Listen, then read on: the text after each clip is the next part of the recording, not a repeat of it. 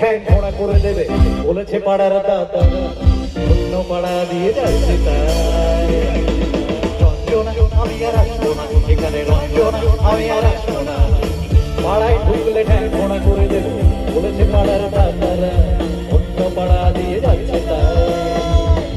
রঞ্জনা আমি আর আসবো না, এখানে রঞ্জনা আমি আর আসবো না।